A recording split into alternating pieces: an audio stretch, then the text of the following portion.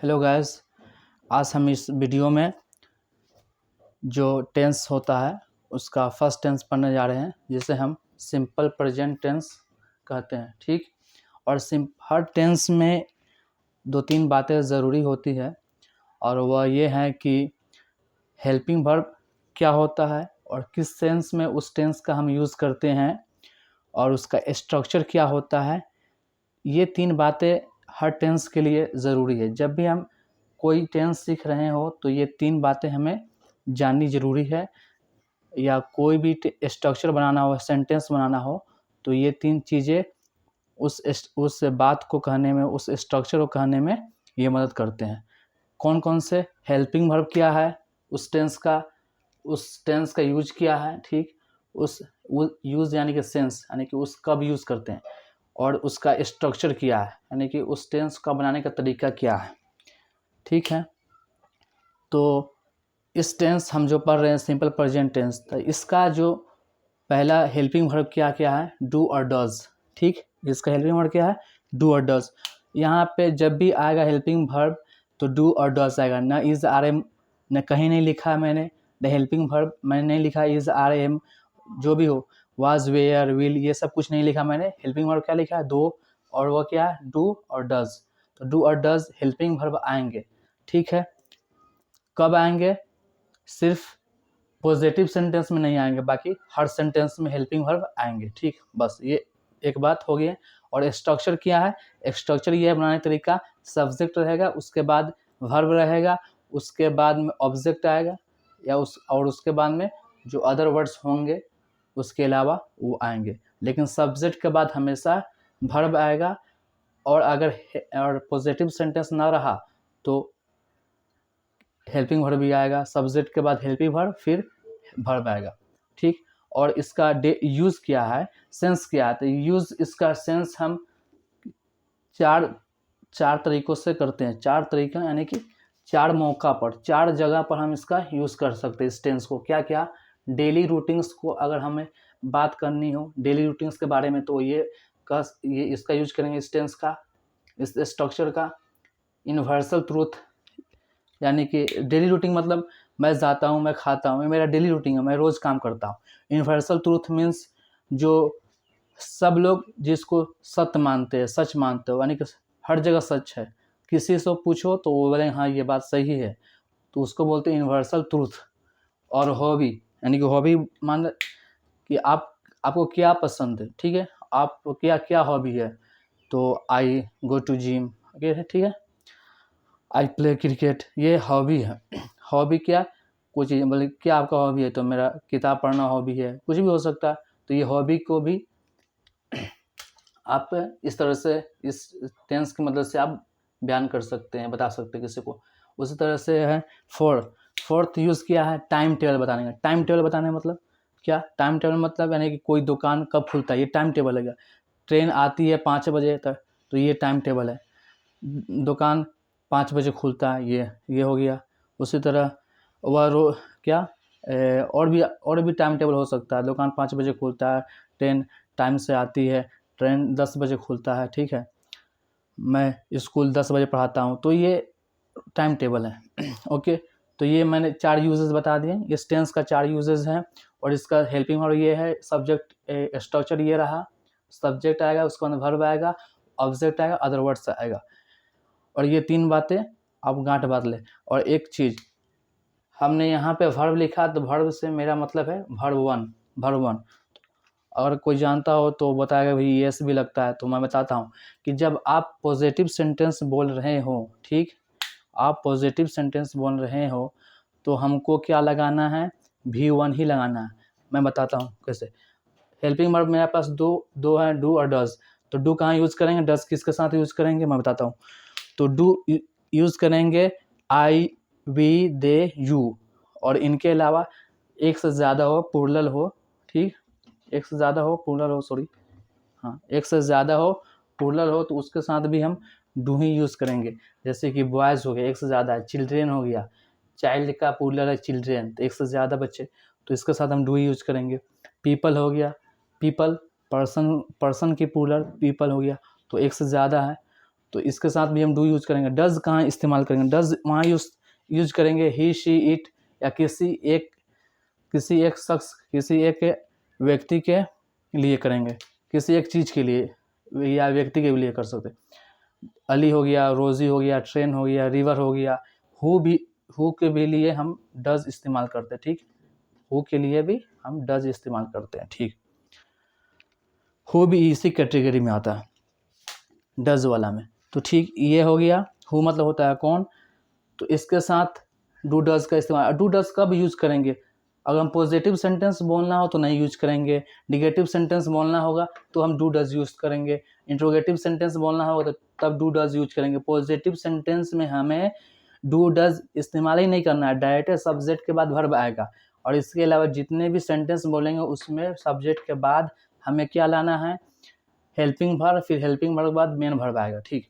देखते हैं, अगर हमें पॉजिटिव सेंटेंस बनाना हो तो सब्जेक्ट आ गया आई, उसके बाद में वर्ब आ गया गो टू मार्केट, ये हो गया अदर वर्ड्स, ठीक। तो आई गो टू मार्केट, मैं बाजार जाता हूँ, ये हो गया। अगर वह बाजार जाता है तो वह बाजार जाता है, तो यहाँ देख लें अगर ही, शी, इट किसी नाम के बारे में बात करें, एक आदमी के बारे में, अगर उसके बारे में अगर हम पॉजिटिव बातें कर रहे हैं, पॉजिटिव सेंटेंस बना रहे हैं, तब तो हमें एस लगाना है, एस और एस लगाना है वर्ब में, ठीक है। वरना नहीं लगाएंगे, वरना किसी भी हालत में नहीं लगाएंगे। तो हमें एक चीज़ और बात रखनी है, ये 1 2 3, ये 3 बातें। और चौथा बात ये है कि अगर ही, शी, इट और शी या किसी भी एक आदमी, किसी भी एक चीज़ जो रहेगा, जैसे कि चीज़ ट्रेन ले लीजिए, ट्रेन एक चीज़ है, कोई चीज़ इंडिया भी ले लीजिए, तो इसके बारे में अगर हमें पॉजिटिव सेंटेंस बनाना हो, तो इसके बाद जो वर्ब आएगा, उसमें क्या लगेगा? यस और यस लगेगा। बाकी हम यस और यस कहीं भी यूज नहीं करेंगे, निगेटिव हो चाहे इंट्रोगेटिव, बस ये चौथी बात। तो इसलिए मैं ही और शी की बात कर रहे हैं तो पॉजिटिव सेंटेंस बनाने की, यानी वह मार्केट जाता है, तो ये वह है ही, और पॉजिटिव बात कर रहे हैं तो ये पॉजिटिव सेंटेंस हम बना रहे हैं, वह मार्केट जाता है, ठीक है। तो वह मार्केट जाता है, तो वह के बारे में, तो वह मेरा सब्जेक्ट हो गया, वह क्या हो गया? ही। तो ही के हम जब भी बोले कि ही और शी या किसी भी एक नाम या एक चीज़ के बारे में अगर पॉजिटिव सेंटेंस बनाना हो उससे, तो उसके भर में हम यस या और एस लगाना पड़ेगा। तो इसलिए ही के बाद वर्ब आया, तो वर्ब वन नहीं यूज करेंगे बल्कि एस वाला या एस वाला यूज करेंगे। तो ही गोज हो गया, उसके बाद में अदर वर्ड आ गया to market, he goes to market, वह मार्केट जाता है। तो इस तरह जैसे कि अली फुटबॉल खेलता है तो अली प्लेज क्रिकेट, ओके। अगर उसी तरह हम लोग बाजार जाते हैं तो वी गो टू मार्केट, यहाँ पे एस और एस नहीं लगना। क्यों नहीं लगना? क्योंकि इसके साथ हमें एस नहीं लगाना, ठीक। एस कब लगाना? एस और एस कब लगाना? इसके साथ ही, शी, इट, अली और एक सिंगुलर नाउन रहे, सब्जेक्ट रहे, उसके साथ कब लगाना? यस जब पॉजिटिव बात करें। वही अगर नेगेटिव बात करना हो तो नहीं लगाएंगे। उस हालत में सबके साथ वर्ब वन ही आएगा। जैसे नेगेटिव सेंटेंस बनाते हैं तो नेगेटिव सेंटेंस आएगा तो हेल्पिंग वर्ब आएगा। हेल्पिंग वर्ब क्या है? डू और डस। डू किसके साथ लगेगा? आई, वी, दे और पुलर के साथ, तो इसलिए आई के साथ डू लग गया। नॉट लगेगा ही नहीं के लिए, तो आई डू नॉट, उसका वर्ब की first form I do not go, मैं नहीं जाता हूँ। कहाँ नहीं जाता? I do not go to market, मैं मार्केट नहीं जाता हूँ।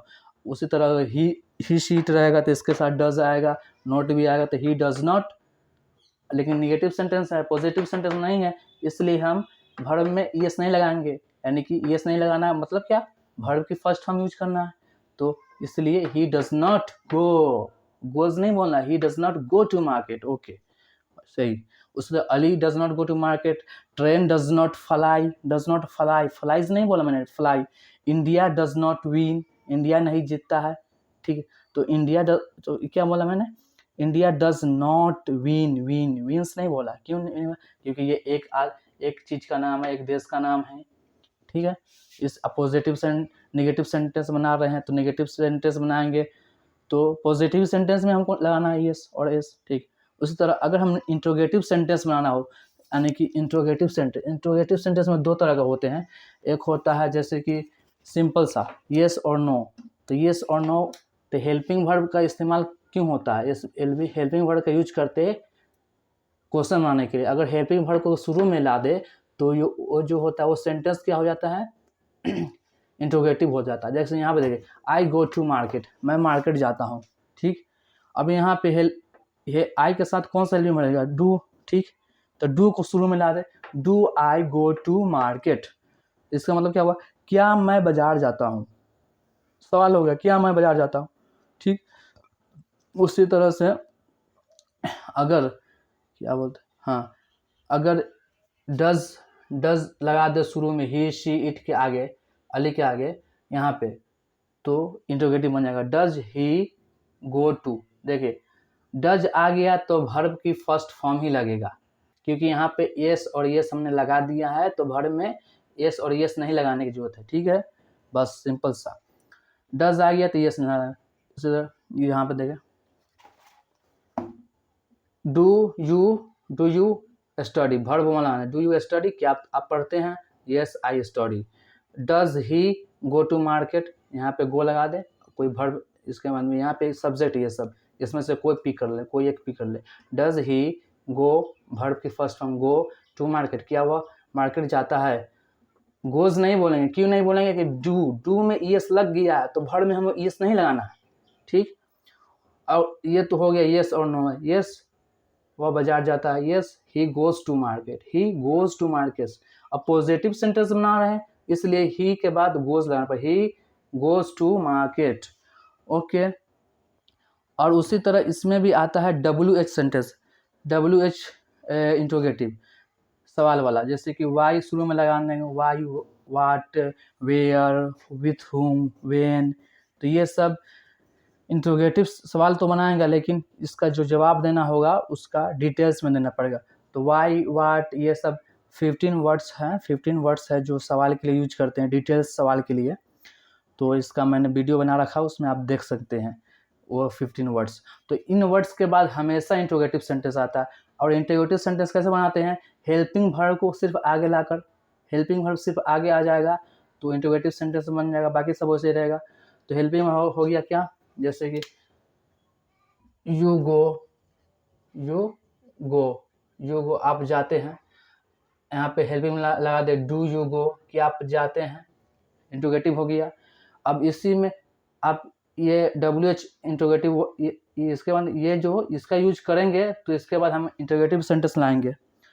तो वाई से लगाते हैं, वाई, इसमें लिखना पड़ेगा, वाई डू यू गो, तुम क्यों जाते हो। वेयर डू यू गो, तुम कहाँ जाते हो, इस तरह से सवाल बनाएगा। फिर यहाँ पे अगर यहाँ पे शी रहेगा तो डज हो जाएगा ना, वाई डज शी गो, वह क्यों जाती है। इस तरह से आप सवाल बना सकते हैं। With whom do you go, तुम किसके साथ जाते हो, इस तरह डिटेलिंग। एक और आता है जैसे कि WH में इंट्रोगेटिव भी आता है, और interrogative WH interrogative negative sentence, तो उसमें डू नॉट लगते हैं। जैसे डू नॉट यू गो, क्या तुम नहीं जाते हो, डू नॉट यू गो। एक सेकंड,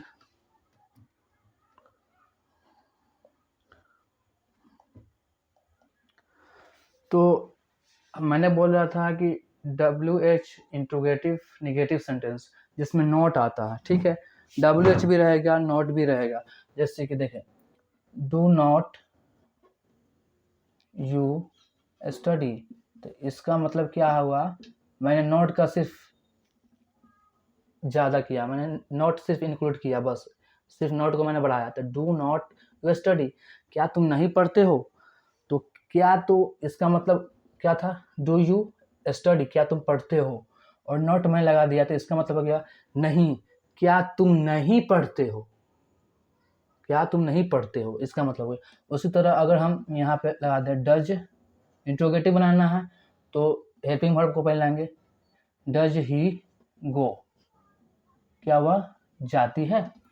अब बनाना क्या वह नहीं जाती है, तो नहीं के लिए क्या करना? नॉट इसमें ऐड कर देना है, सिर्फ डज नॉट ही गो, क्या वह नहीं जाता है, डज नॉट ही गो, क्या वह नहीं जाता है, ठीक।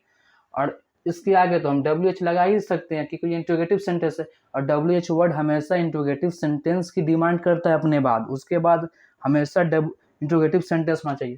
तो यहाँ पे वाई लगा देते हैं, वाई भी एक WH वर्ड है, तो why do not you study, तुम क्यों नहीं पढ़ते हो, ठीक हो। वेयर डज नॉट ही गो, वह कहाँ नहीं जाता है, ठीक। तो इस तरह से आप इस सेंटेंस को यूज करके इन जो चार क्या है यूजेस है, इसका यूज कर सकते हैं इन स्ट्रक्चर की हेल्प से और इन हेल्पिंग वर्ब की यूज करके। तो इसमें 4 बातें याद रखने हैं, क्या क्या है। एक तो हेल्पिंग वर्ब क्या है, स्ट्रक्चर क्या है, उसके बाद इसका यूजेस क्या है, और ये चौथा क्या कि इसको अगर ही शी इट अली ट्रेन इंडिया किसी भी एक चीज़ का नाम रहे, एक आदमी के नाम रहे, ठीक है, यानी कि प्लूरल रहे, थर्ड पर्सन रहे, और उसके बारे में अगर हम पॉजिटिव सेंटेंस बना रहे हैं तो हमको वर्ब में क्या लगाना है, वर्ब में हमको एस या ईएस लगाना है, ठीक। इसके अलावा हमें कभी भी वर्ब में हमको क्या लगाना है, एस या ईएस लगाना, ठीक। इसके अलावा कहीं भी हमको वर्ब में एस और एस नहीं लगाना, बस। और इंट्रोगेटिव सेंटेंस का कैसे बनता है, इंट्रोगेटिव सेंटेंस हमेशा किसी भी टेंस में हेल्पिंग वर्ब को सब्जेक्ट से पहले रखकर बनाया जाता है, ठीक है। जैसे कि मैंने बताया ना कि आई गो मतलब मैं जाता हूँ, तो अगर हेल्पिंग वर्ब अगर इसके साथ ला दें शुरू में, तो इस आई के साथ कौन सा हेल्पिंग वर्ब है, डू आएगा ना, तो डू आई गो, तो इसका मतलब क्या हुआ, जब इंट्रोगेटिव आ गया तो ये साइन आएगा सवाल का, क्वेश्चन का। तो डू आई गो, क्या मैं जाता हूँ, तो ये क्वेश्चन बन गया। और इसको अगर आप इसको WH से बनाना चाहते तो WH वर्ड यहाँ पे लाना पड़ेगा, उसके लिए इंट्रोगेटिव सेंटेंस होना पड़ेगा। तो ये इंट्रोगेटिव सेंटेंस पहले से है, WH वर्ड यहाँ पे कोई रख दे, ठीक है।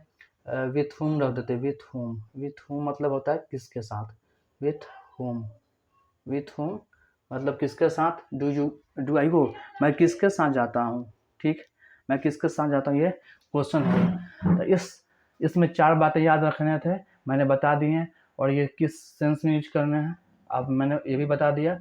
और आप इस चीज़ को प्रैक्टिस करें, बोलने की प्रैक्टिस करें, क्योंकि इसका हम यूज़ करके डेली लाइफ में 20 to 30% हम इंग्लिश का सेंटेंस बनाते, ठीक है। तो और जनरली हम कोई भी बात करते हैं तो हम लोग इंग्लिश में इसी टेंस का यूज़ कर रहे होते जनरली, ठीक है। 100% में से 20 to 30% हम लोग इसका स्पीकिंग में यूज कर रहे हैं, तो इसलिए बहुत ही इम्पोर्टेंट टेंस है। और इसका स्ट्रक्चर, इसका यूजेस, इसका हेल्पिंग वर्ब और इसका ये सारे चीज़ें मैंने जो बताई, ये बहुत ही इम्पोर्टेंट, इसका प्रैक्टिस करें आप, ठीक है। ओके, मिलते हैं अगले वीडियो में, बाय।